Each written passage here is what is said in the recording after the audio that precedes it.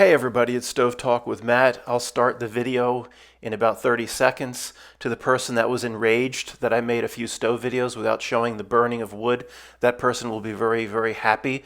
I show plenty burning of wood.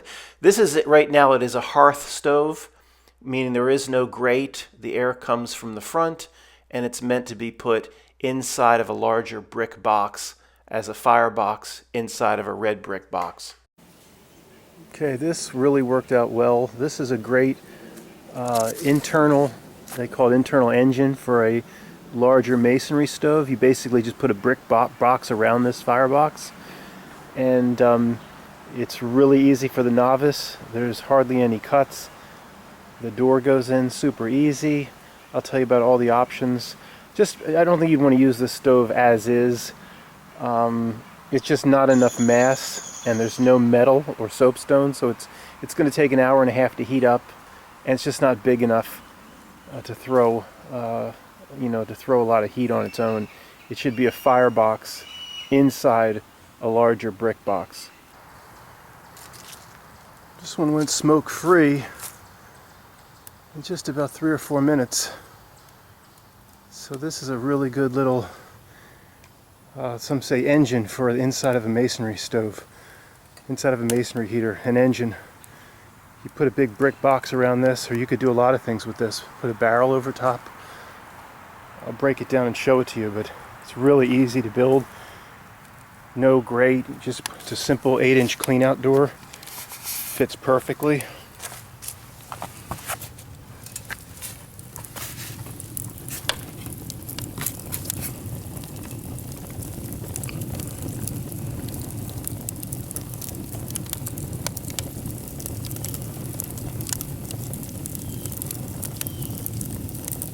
This door is kind of like, it's not mortared in, so it's getting a lot of air. A lot of air is coming around the side of the door.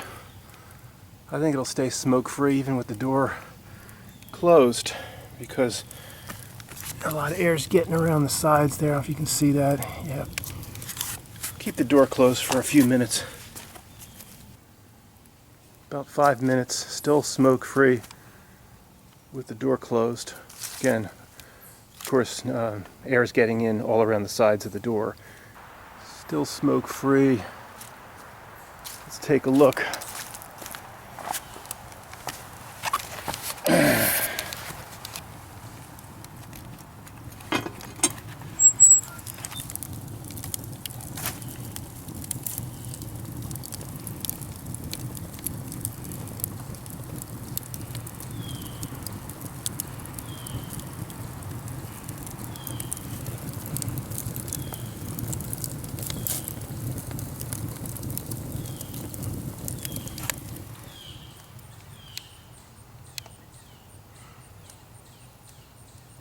Should just come right out, I think.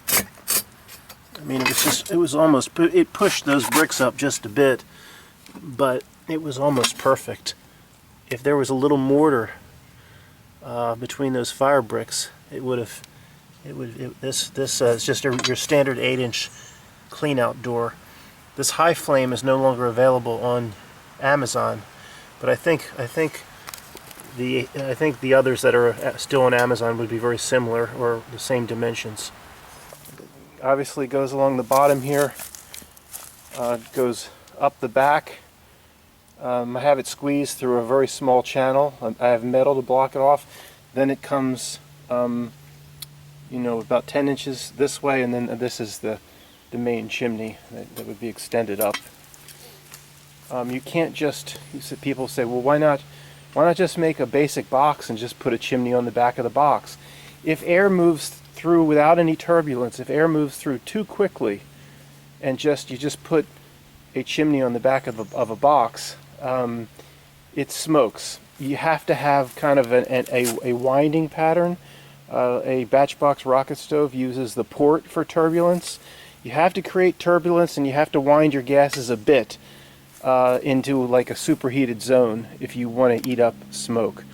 I won't ever put a stove on this channel that smokes. I mean, they're not all zero smoke like this one was for 30 minutes.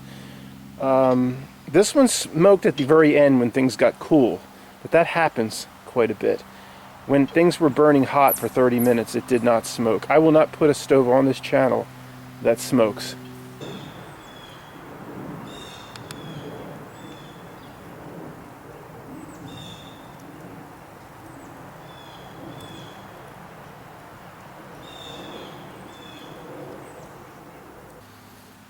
Okay, when the chimney starts, it's just your standard 1 fire brick opening, which is a 5 brick surround.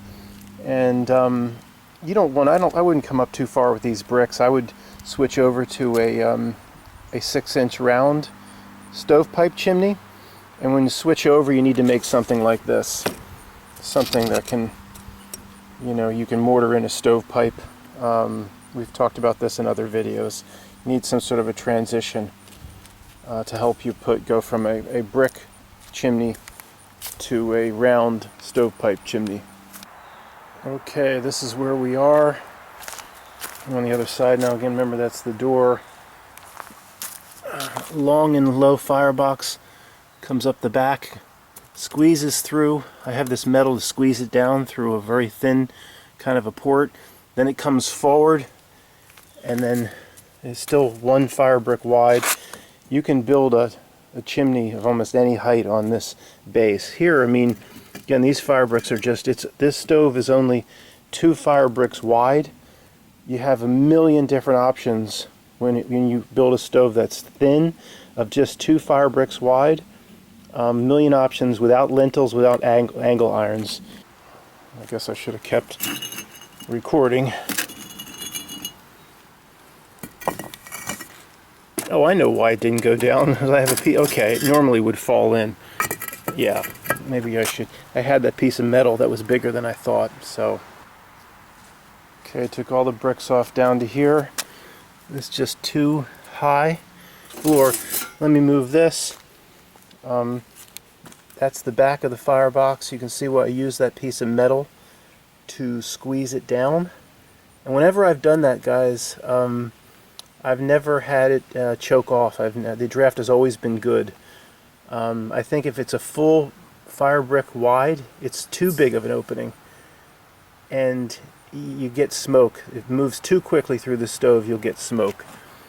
Also, when you choke it off like that with a piece of metal, it acts like a rocket stove port, and you get a superheated zone. Again, if I were to go like too much, you choke it off, and your smoke will start coming out your front door. So it's hard to get that exactly right. And then see, the gases will come flying up the back wall, of course. They'll hit this piece of metal I have as the ceiling.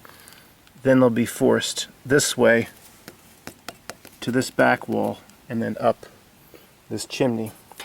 You can put, to make your ceiling here, you could use fire brick, but I like metal. I like thicker pieces of metal.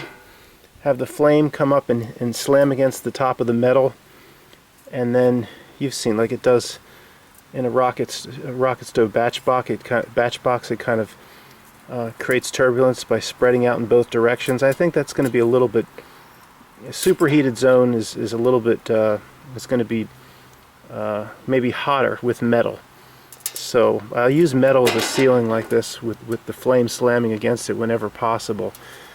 If it's, I don't know, if it's 20 gauge or more stainless steel, it's going to hold up for years and years and years. If it buckles a little bit, so what? Oh, when I said 20 gauge or more, remember 18 gauge is much, much thicker. It's much heavier.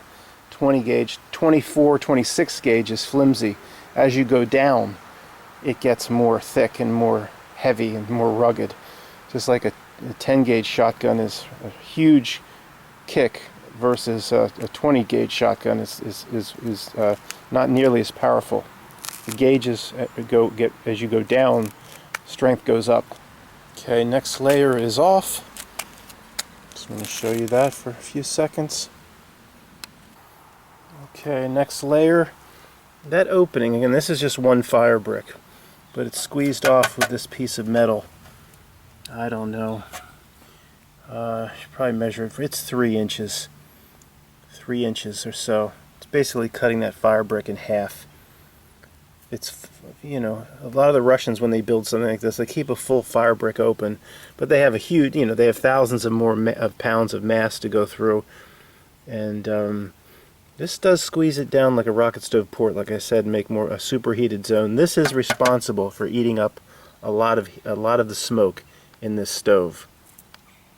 Oh, this here, this pattern, this is just to create two levels for your ceiling on your firebox.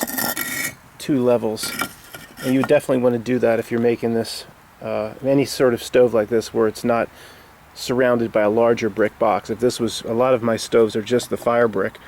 Always, you know, these two, of course, your two brick wide stove, the bricks just, the tension holds them, and then you put a brick on the outside. But then if you were making it in a stove with just fire brick in your home, always want to do that second level like that, staggered. Of course, all mortared with refractory mortar, so there's no chance of any gases coming up into the house. Okay, next layer and a half off. Move these out. First, in 2 brick wide stove or firebox. It's just a brick leaning up against another brick, and I would not trust that if that's what was my only ceiling for in my house. I do 2 layers like I just said, and then again putting a brick on the end is what holds everything together. And then I put this. It's just 1 fire brick opening. Just cover about half of it for a stove like this. It's safer. You're gonna get, things gonna move more quickly if it's completely open. You'll get more smoke. We'll talk about smoke a little bit later. That creates a superheated zone. I really believe that is very important if you want to go no smoke. If you go like that though, you got to be careful. You can't do it too much. As you go tighter, your chimney up here, if you have 12 feet of insulated chimney, it's going to pull anything through that small space. If your chimney goes outside the house into a cold area, into the cold, then you should err on having this bigger. Depends on the chimney is 80% of everybody's setup, and nobody talks about it. Okay, here we are. Guys, one quick thing. This is too long, this firebox, for most people. It's 1, 2, 3. It's 5. It's 5. Each fire brick is 9 inches, 45 inches. Way too long. I just wanted to see how. I knew it would work. I wanted to see if there was an increase in draft. Having it just a little bit longer. Not that there needs to be an increase in draft. It just was too long. Unless you want to put in huge thinner sticks but longer sticks. I would go. You could go 1 full fire brick less, or a half less. I like it long, low, thin, and long. I do like that for this stove, but I would probably go just a half.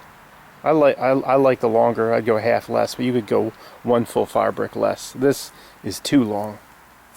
If you put a big brick box around it, you're going to need a ton of bricks. The door was only 3 fire bricks high. Each fire brick on the side is 2.5 inches, and the door, I had to really squeeze it in. It was with more. If you put mortar in, and 1/8 of an inch would be perfect. But the firebox height is 5. Remember, there's 1, 2, 3, 4, 5. But remember that 6 was the 6. It's really 7 in total with the base. 1, 2, 3, 4, 5, 6, 7. Just saying, the firebox height where you can put wood is 5. 6 is the start of the ceiling. That was tight, but again, what I'm going for, when you have thin, long, and low, you get tremendous draft moving, in this case, from right to left. And you probably could get away going 1 higher. But you go higher than that, you will lose this effect. You will lose, it'll draft, generally from right to left, but the incredible force of it, you'll lose. And I love having to open in the door, and knowing when the door is open, there's not one lick of smoke that's ever going to come out. As you go higher up with your Firebox, you lose the aggressive right to left, and it'll get out, but you will have much greater chance, of course, of smoke coming out the door when you open it to add wood. You will not get as severe a draft through that port opening in the back. It would need to be wider, which then allows you, and your Firebox is higher, more cold air, more smoke. This is I'd move this up on cinder blocks. It was hard to get down there that low. You'd have to move this whole thing up so it would be on a nice level if it was in your house or something, and we'll talk about all those ideas. But for this stove, I would not go really any higher. One more row, that's it. And wider doesn't help you either. The whole concept of this stove is very aggressive gases right to left. Okay guys, let me present all the details and what I think the best option would be if you're going to build a relatively small masonry heater, a red brick box around this Firebox. And again, it would be, at the end of the day, it would probably be around 1,400 pounds, including the red brick and the fire brick. But that's nothing compared to a full-size Russian stove, and even some of the temp cast masonry heaters where they surround it with brick and stone. I mean, they push 7, 8, 9,000 pounds. So 1,500 here. It's a good. So it would be it would heat a lot of the house, but that's not real big, even though it sounds big. I think the best option here, guys, is to build this and to have your, like at the top there I just have a 2-foot, you call it a chimney or a riser. It's my insulated stovepipe that I use for tests. To have that stovepipe go up into a barrel. Now the barrel, this is a fire brick box. You would surround this with a brick box. About 12 inches or so, the top of the barrel would stick up. So it'd be stick up out of the red brick. So it'd become a hybrid stove. The barrel would heat up instantly in just 1 minute. And just like a rocket stove, the top of the barrel, the 10 to 12 inches you have sticking out the top would act as a heater right away, where the rest of the bricks, the red brick's going to take an hour and a half or so, 2 hours for everything to start radiating out. So it's a nice hybrid. Basically, like a rocket stove approach, like a J rocket stove, you just take a barrel with one side open, you just flip it up, you flip it upside down and put it over top of a chimney pipe like that, or a riser going up inside the barrel. I wouldn't do like a J rocket stove, just 2 inches to the top of the metal. I would not go that close. I'd play it a little bit safer. I wouldn't go. Some people have some people have a huge amount of space. I think it should be somewhat narrow. I would go about 4 inches between the top of your riser and the top of the barrel. So again, only about 10 to 12 inches of barrel would stick out the top of your red brick box, and the barrel would be held by, see, the chimney starts, the four or five layers of this chimney is fire brick. Like I showed you, it's 5 fire bricks, and then I have my 2-foot insulated pipe on top to make a chimney. So what you would do is you just flip your barrel upside down, put it over your riser or your chimney, but then you would have to have a piece of cement board, resting on the top layer of fire brick that would be cut out circular to the shape of your barrel. The barrel would be basically the 10 to 12 inches, of course, sticking out the top of the red brick. I'll show you some pictures, guys, in a second to help you out if you're not following this. The 10 to 12 inches of the barrel sticking out, of course, there's no holes. It acts as a little steel, tiny little mini bell. But then you'd want to cut a 4 or 5 inch seam all the way down the barrel facing the door. So the gases would slam up to the top of the barrel, swirl around a bit, heat that top of the barrel, and then they would have to find their way, again, the riser, that pipe goes up the middle of the barrel. They would then find their way out of that seam you cut in the barrel, which would push the gases towards the door. They would fall along the sides of this firebox in a 4 to 5 inch gap between the sides of this firebox that you're looking at now and the red brick box that you'd build around it. Let me show you some pictures, because I'm sure some of you, I try to cater to the novice and somebody that doesn't have a large budget. I'm sure you're lost. Give me a minute. Now this picture shows an old experiment. It's not the same stove. I just want to show you how the barrel would be used. The barrel didn't get as hot as I would have liked. That's why this was a failure. But I do have a 4 fire brick making a square riser going up towards the top of the barrel that you can't see, of course, and it's 4 to 5 inches away, maybe a little bit, maybe the gap is a little bit bigger in this stove. The gases then cascade down around the side of the barrel.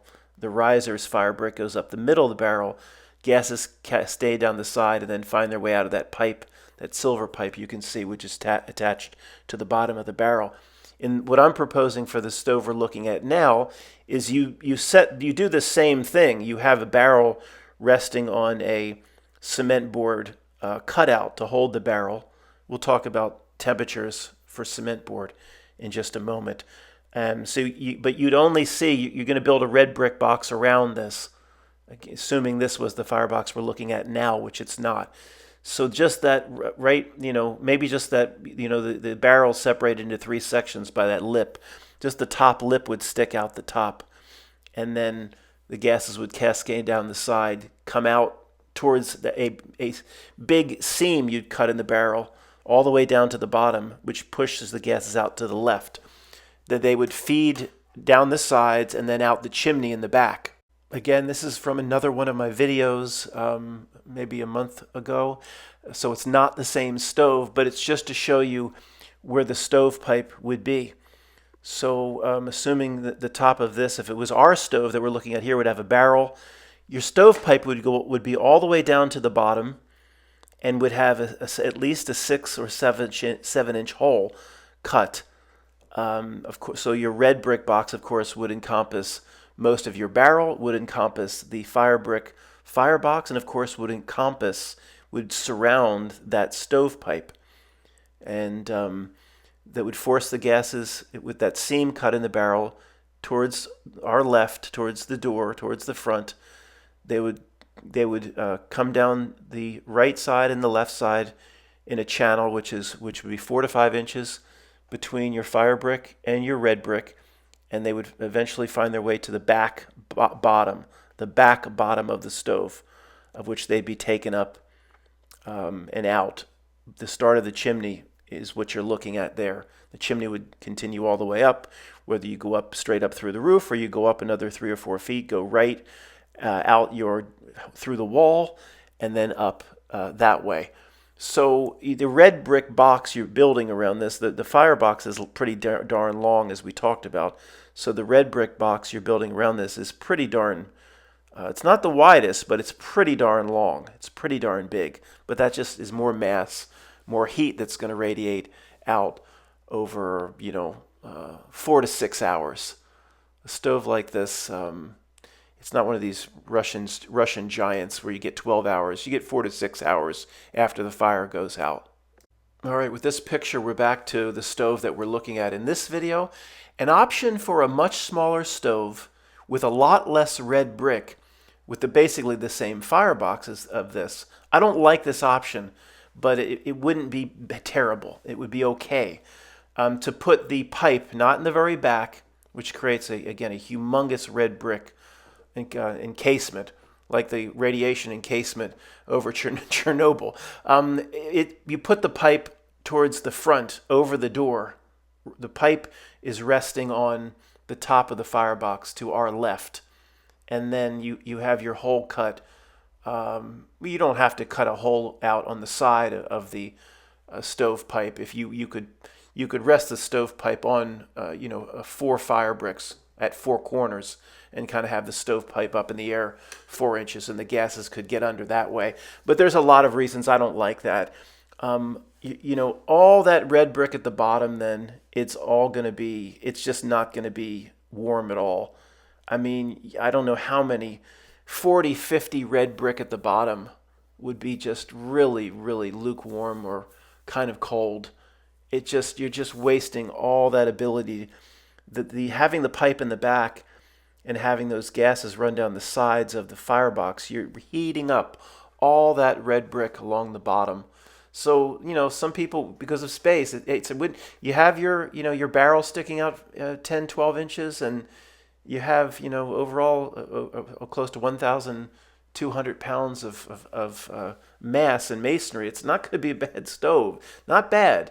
I don't like putting the chimney pipe on top to the far left, the top of the firebox, and going straight up with your chimney from there. It's an option.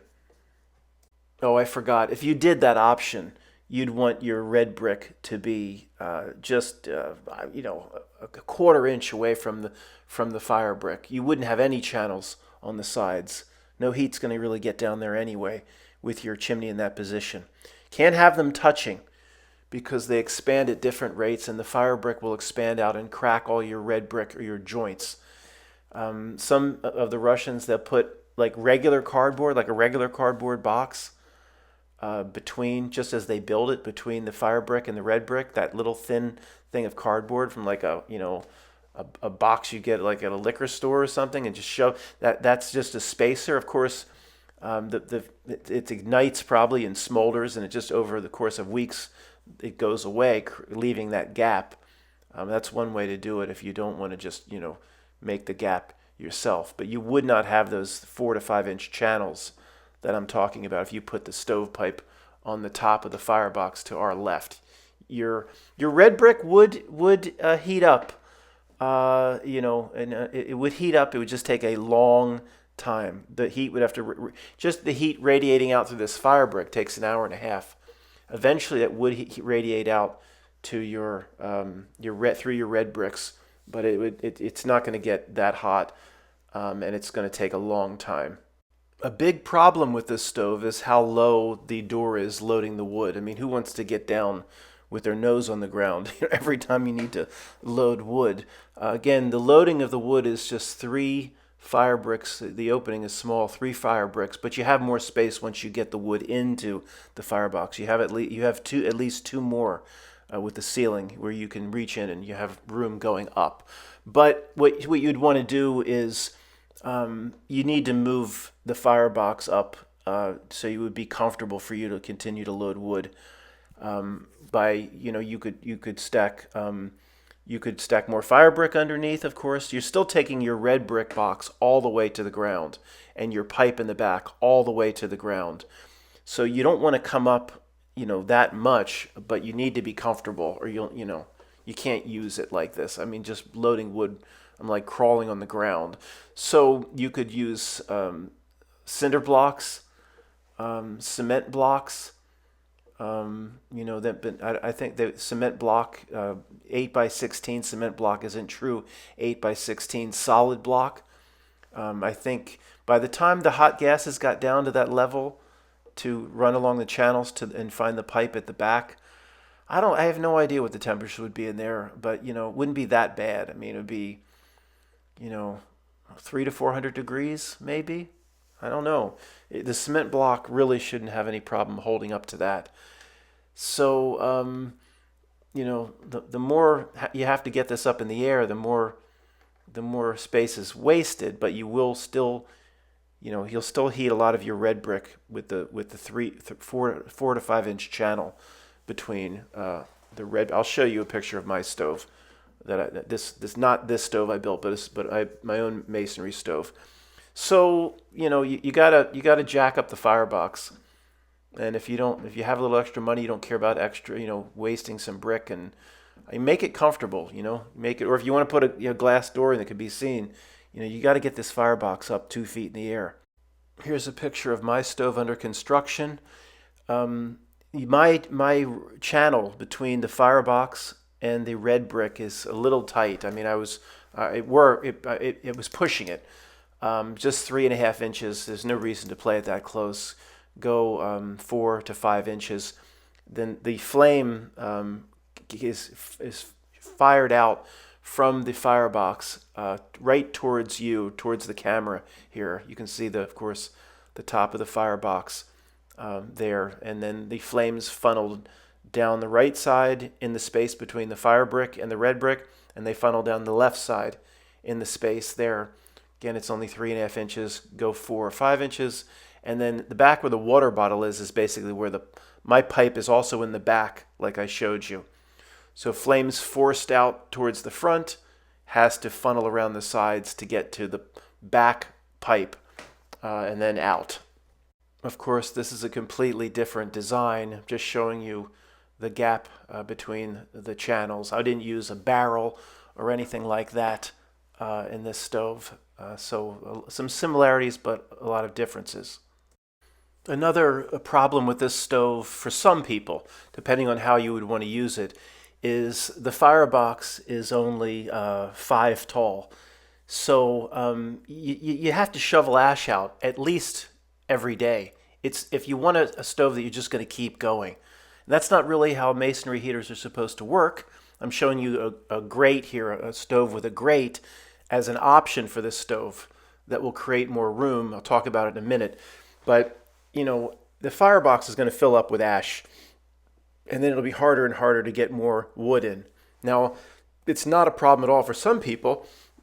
The way most masonry heaters are burned, say in Russia, is you burn them in the morning for 2 hours, and then that goes out. It's supposed to go out. It radiates heat out for 10 hours. You burn it at night for 2 hours, 7 to 9 o'clock before going to bed, and it goes out. You're relighting every time.